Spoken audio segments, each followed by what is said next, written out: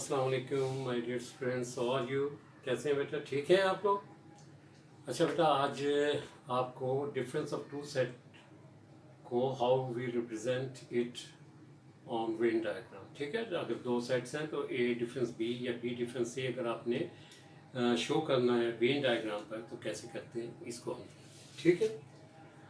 अच्छा, अब मैं केस सबसे पहले कंसीडर करता हूँ when B is subset of A. Okay, अब ये भी हो सकता है ओवरलैपिंग सेट भी हो सकते हैं, डिसजॉइंट सेट भी हो सकते हैं और सबसेट भी हो सकते हैं। सबसेट हो तो हम देखते हैं क्या होता है। कंसीडर कर लेते हैं कि लेट ए आप कर लो, सपोज 1 2 3 4 कर लें, चलो, और बी आप सपोज कर लो 3 and 4, ठीक है बेटा? अब ए डिफरेंस बी किसके बराबर हो जाएगा बेटा?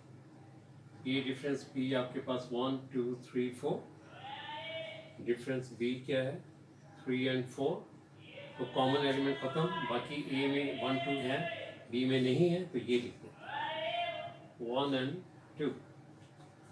और बी डिफरेंस से क्या होगा बेटा? ऑब्वियसली इट विल बी, क्या होगा बेटा? There is no such element in set B which does not belongs to set A। B के तमाम एलिमेंट ए में मौजूद है तो एम्प्टी सेट आ जाए। क्या आ जाएगा बेटा? एम्प्टी सेट आ जाए, राइट? वेन डायग्राम पर अगर रिप्रेजेंट करना है तो कैसे करें? रेक्टेंगुलर शेप मैंने बताया था हमेशा यूज करनी है आपने। ये यूनिवर्सल सेट को रिप्रेजेंट करते हैं, सेट ए को रिप्रेजेंट करना है आपने। ए सेट है आपके पास, ए सेट किसके बराबर है बेटा आपके पास? ए सेट आपके पास 1 2 3 4 के बराबर। और 3 4 क्या है आपके पास? 3 4 बी भी सेट है, यानी वो सेट ए के अंदर मौजूद है उसके तमाम एलिमेंट। ओके, आपने क्या रिप्रेजेंट करना है? ए डिफरेंस बी अगर रिप्रेजेंट करना है तो इसको ये देखो 1 2 इसमें नहीं है, बी में। ओके, तो हम लिख देंगे डॉटेड पोर्शन रिप्रेजेंट, कौन सा बेटा? Dotted portion, dotted portion represent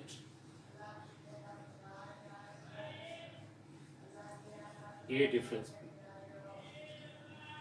और बी डिफरेंस ए क्या होगा? बी डिफरेंस ए ऑब्वियसली आपके पास एम्प्टी सेट होगा। एम्प्टी सेट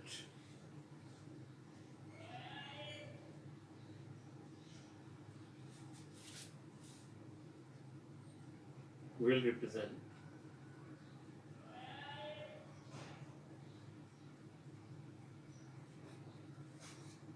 B डिफरेंस है। और एम्प्टी सेट के लिए जो सिंबल यूज करते हैं वो क्या करते हैं? ये वाला सिंबल और ये इस तरीके से भी है, ठीक है बेटा? This is the case when B is subset of A। Okay,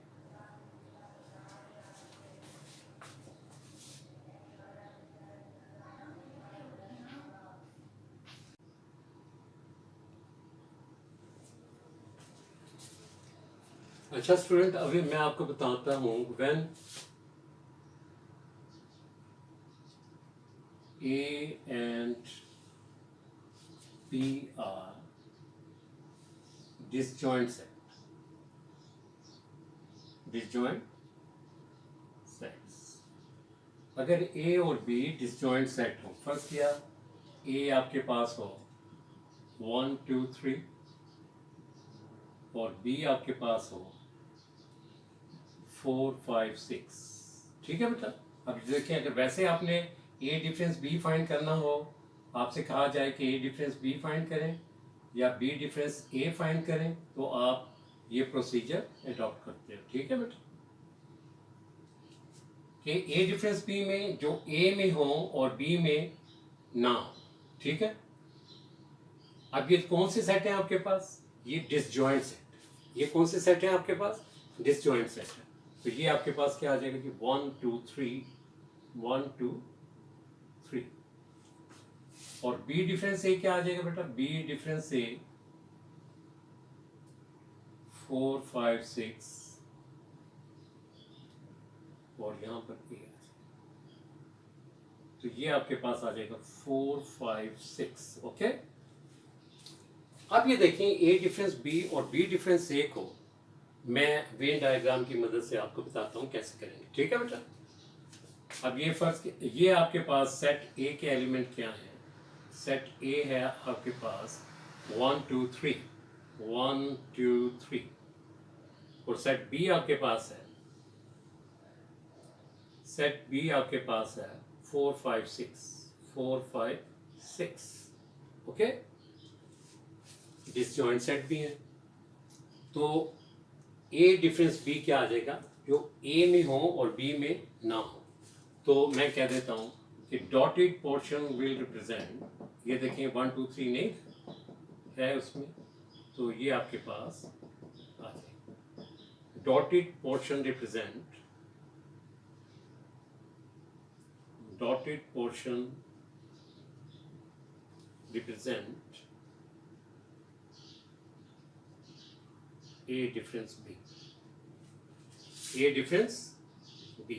ठीक है बेटा, dotted portion represent A difference B, और अगर बी डिफरेंस ए फाइंड करना है, बी डिफरेंस ए जो बी में हो और ए में ना हो, 4 5 6 ए में नहीं है, तो ये वाला मैं इसको हॉरिजॉन्टल लाइन पोर्शन कहता हूं। Right, horizontal line portion,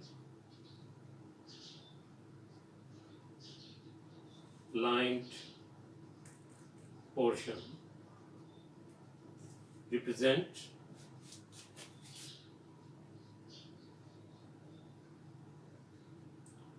B difference A, B difference A। तो ये उस सूरत में है जब A और B आपके पास डिसजॉइंट सेट होंगे। डिसजॉइंट सेट क्या होता था? Two sets are set to be disjoint set when their intersection is empty set. Okay, there is no common element between. अच्छा, और क्या केस हो सकता है? अब हमारे पास ये भी हो सकता है कि ओवरलैपिंग सेट। ओवरलैपिंग सेट क्या होते हैं? कम से कम एक एलिमेंट कॉमन हो, कम से कम एक एलिमेंट कॉमन हो, लेकिन वो एक दूसरे के सबसेट ना हो, और तो हम कहते हैं कि the given sets are disjoint set. ठीक है, तो डिसजॉइंट सेट देखते हैं, ये sorry overlapping set, the sets will be set to be overlapping set. तो अब ये थर्ड केस में हम देखते हैं when A and B are, कौन से सेट है बेटा? Overlapping set. कौन से जी? ओवरलैपिंग सेट्स,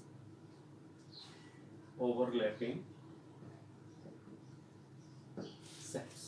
अगर ए और बी ओवरलैपिंग सेट हो तो फिर क्या सूरत हाल होगी?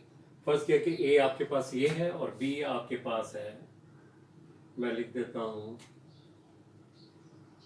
3 4 5। ठीक है जी, 3 4 5 कहते हैं। ओके, तो आपके पास ये है जी 3 4 5, 3 4 5। ओके, तो यहां पर आपके पास कौन से एलिमेंट देखें? अब यहां पर ये कॉमन एलिमेंट 3 है और 1 2 आपके पास इसमें नहीं है। राइट, तो 1 2 आ जाएगा, सिर्फ क्या आ जाएगा? 1 2। और बी डिफरेंस ए क्या आ जाएगा आपके पास? बी डिफरेंस ए आपके पास आ जाएगा जी 3 4 5, और ये 1 2 3, इसमें आपके पास क्या आ जाएगा? 4 and 5। क्या आ जाएगा बेटा?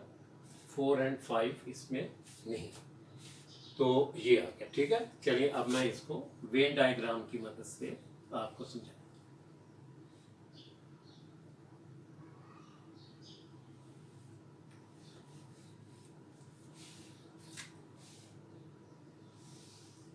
ओके, ये देखिए ए सेट क्या है आपके पास? ए सेट क्लोज फिगर बना देते हैं। ए सेट है आपके पास 1 2 3, 1 2 3। ओके, और बी सेट आपके पास क्या है?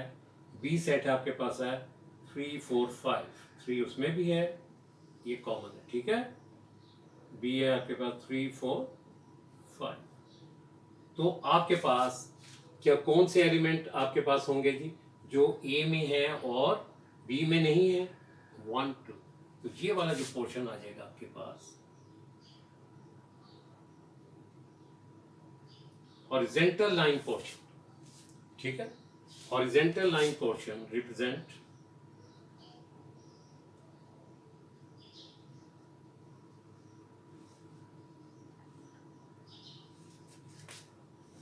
ये कौन सा है बेटा? हॉरिजेंटल लाइन पोर्शन रिप्रेजेंट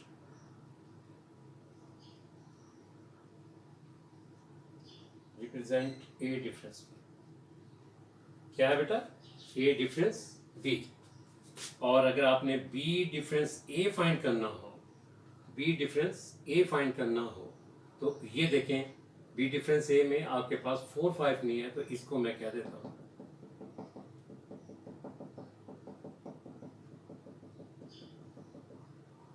ठीक है। Dotted portion